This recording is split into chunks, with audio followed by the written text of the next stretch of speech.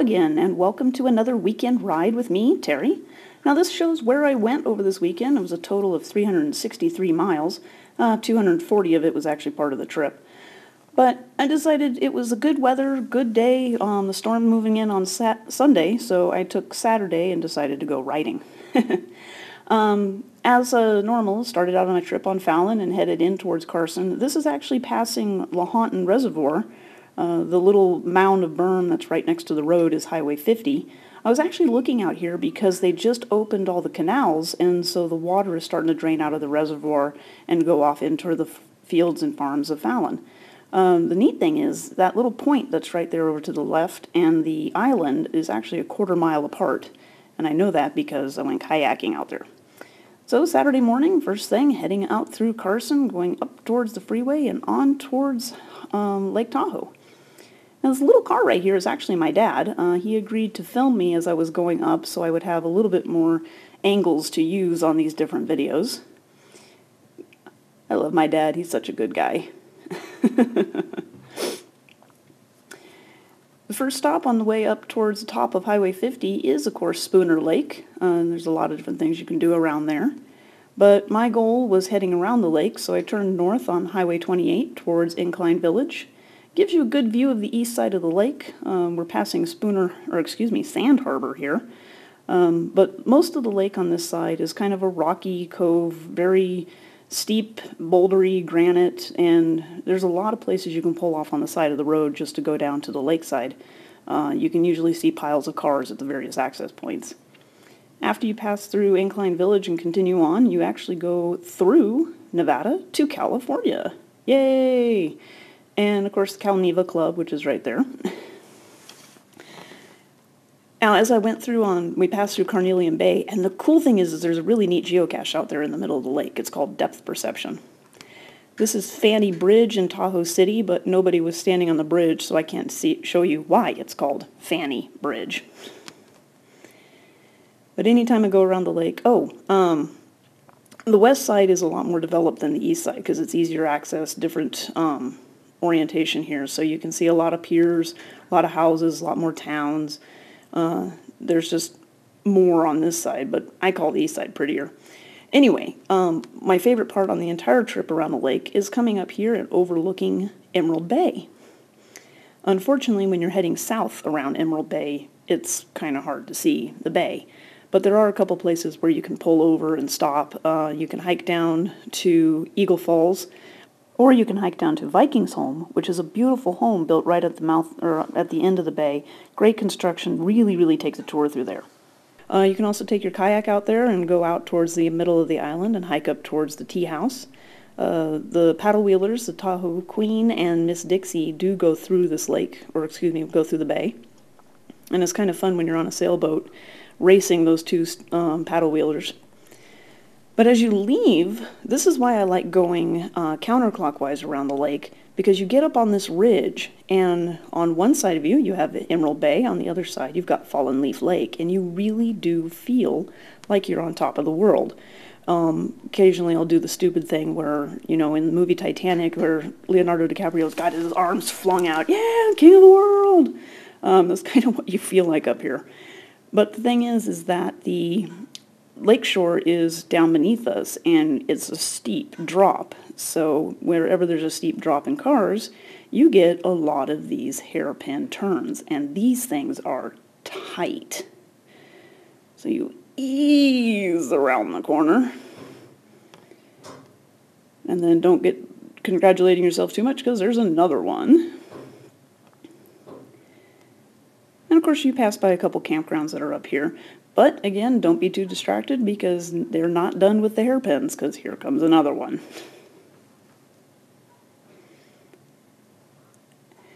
Oh, made it. And there in the background you actually see Mount Talac. And it's a good view of the lake here, but you need to pay attention because right down at the bottom of it, you've got the last hairpin turn. This one's a little easier to take simply because you're on the outside. Yay, you made it. After you get out of this, you pass by a couple resorts. You got Valhalla and Camp Richardson. You also got Baldwin Beach. lots of areas to go hang out in during the summer, to camp, go boating, go to the restaurants, look at the buildings that came from the heyday of the elite clubs that were hanging out along Tahoe. But my goal was actually to go visit my mom and my stepdad, Jim.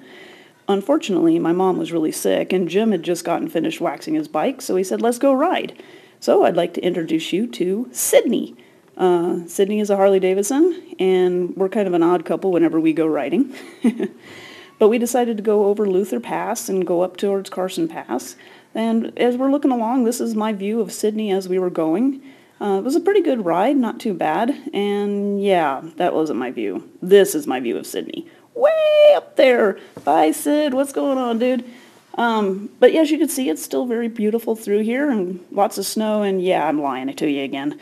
That's my view of Sydney. Hello? Hello? Where'd you go? Where are you? Okay, whatever. But the neat thing about Sydney, and of course with my mom and Jim riding, is they're actually what got me back onto the motorcycle. I got a call from Jim and my mom asking if I wanted to join them one day on a ride with the Lake Tahoe Blue Riders. Well, at the time I didn't have a motorcycle, and their neighbor Kurt had a little Honda Ascot 500 that he said he would loan me. And our first ride was up towards Monitor Pass, just so I could remember what all the various gears and levels and throttles and cables and everything else do. And I was like, oh, do I remember how to ride? But thankfully it came back really quick and easy, and I was able to join them the next day on a ride north towards Sierraville and Downeyville and all the different other places that are along the Sierras. And after that ride, I sat there and I went, I want a bike. I want a bike. And within a week, I actually found Seru, and I bought the new bike, 2012 Ninja 250. Love my bike, I really do. I joined the Lake Tahoe Blue Riders on a few other rides, and it's managed to, well, I didn't keep up with them. Those guys have got a lot more power to them, and they're a lot bigger bikes, and so I'm just like, tell me where to go, and I will meet you there. I know I am slow. I know I am slow off the start. I know I'm slow on the speed limit. I know I'm just slow. But my thought is, I'm out there to enjoy my ride. Again, just tell me where we're going, and I will meet you there. I don't have a problem being, left behind by the group. Just give me a time frame, and I will join you. Anyways, this is up at the top of, I think this is Carson Pass. Finally caught up with Sydney again. But mostly because he was slowing down so that we could turn into this little parking lot here and enjoy the view and just kind of hang out on a beautiful ride. And you can kind of see that monument back there in the back. That's actually a monument to Snowshoe Thompson, though I'm trying to figure out exactly why they made it that tall. The broken off top is to signify a life lived strong and pure and tough right up to the end and then broken off, but I don't know why it's that high. Anyways, this is also down in the Carson Valley. I for some reason forgot to turn my camera on the rest of the trip. All right, we're heading home. Cave Rock, love the tunnel. This is actually is this the natural tunnel? No, this is the man-made tunnel. The other side is the natural cave that was expanded into a tunnel. That's usually the one that you hear all the controversy on between the rock climbers and the native sacred site, because that is an amazing sacred site. So there is some conflict between the two of the groups. We're actually up here on Mount Rose right now. This is the big sweeping turn that does provide an overlook of the lake. You could see people parked off onto the side there, and they were taking advantage of that view. I love this turn simply because it is so big. So heading on through here, I went through Tahoe Meadows, which is actually one of the trailheads for the Tahoe Rim Trail.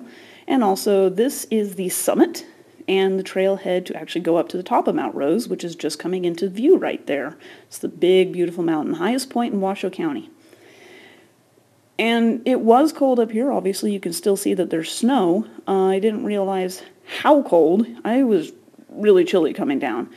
But it was just warm enough that the snow was melting, and so there was water all over the road. And it doesn't show that much in the camera, but the road looked wet all the way down to Galena. And so I had thought that I would be able to take these roads a little bit faster than I ended up going, but I was so worried. Yeah, you can kind of see it, well, it looks a little wet. It looked a lot wetter from my point of view. This is Slide Mountain coming into view right now with all the ski resorts on it. or the ski resort. It's got one. There's a really good hiking trail that goes up to the top and the towers up there, and you can have a great view of the Tahoe Meadows and the Washoe Valley. This is actually the bottom of the Mount Rose Ski Resort. And I just like this road. This road is really curvy. It's coming down from the top of Mount Rose all the way down to Galena and the Tahoe Meadows on the south end of, it's not Tahoe Meadows down there, but it's the south end of the Reno area. And there's a lot of sweeping turns. There's pine, there's aspen, and if you go up in the autumn, the aspen grove that you cut through is just absolutely gorgeous. It's beautiful colors. There's dark yellows, dark golds, and some reds mixed in with the green of the evergreens that are still there. And as you're going down, you actually pass by this maintenance station, and I don't know why, I just love U-turns. So this is another really tight one. And coming around. Thankfully, on this particular trip, there wasn't somebody on my tail. As I was driving on Highway 28, going between Spooner and Incline, there was someone right on my tail. And I'm like, yes, I do realize that I'm a motorcycle. I've got 2 wheels. I don't speed. I'm little, you know. But I don't want to say a lot, but there's a frequent number of vehicle drivers, cars, trucks, whatever, that will just get right on my tail. And I'm like, you know what? I'm not going to move. I want to go the speed I want to go, as long as it matches that number that's on the big white sign with the black letters, you know, deal with it. Pass me. So, came down out of Mount Rose and decided to go up Geiger Grade because I still had sunlight. I've got plenty of other videos showing Geiger Grade, so there's not a whole lot here because the mountain road doesn't change that much. And again, oh, but the cool thing was I was actually following a little car who was just flying up this mountain. And usually, you know, the cars slow down, they speed up, slow down, speed up. She was really, really consistent. It was great following her. Turned out she lived up there. This is the Virginia City Courthouse, where if you look up there at Lady Justice, she's not blind. I always find that fascinating about that statue. And anytime you're up in Virginia City, you definitely come down the truck route. So here we go down the truck route. Again, a lot of other videos showing this particular route, so I'm not going to bore you again with this particular road. But it was great, dry, warm, beautiful, clear, no other traffic, and no horses, thankfully. But yeah, this is my usual loop if I'm going to go out and play on my own, is just go around the lake and then come down or go up the truck route in Geiger. Okay, so now we're in Dayton, and I love old roads. In fact, a lot of these videos, if I happen to have an old road that I can take, I will turn and take it. So this is actually the original Highway 50. And originally it went through downtown Dayton, which is now Old Town Dayton, and kind of made this curve right through here. That road actually leads up to the cemetery and places beyond, but I'm just making sure there's nobody coming. But you can still see the old stores, you can still see the old buildings, and you can really see that they're from the era of Dayton's peak. I don't want to say peak because that's not true. But, you know, just when the Comstock was being discovered and Dayton was being, you know, built up in some amazing places, and even some older places, you know, like the little fire station that's sitting here. They all got signs and plaques. Here's actually the old high school, which is now a community center. And then you've also got the camel barn. Yes, there are camels in Nevada, which is actually why we have the camel races up in Virginia City every year. But as you continue down this road, you can actually see the road continues on and curves up. Unfortunately, they've blocked it. So you can't drive through there. You have to turn and go back out onto modern Highway 50. But there is access from this side and there's access from the other side, so you can get onto it and at least see it. All right, so here's the end of the trip. I stopped in Fallon just to take a picture of my bike in this plane, the Corsair. But thank you for joining me. That was my ride. Bye.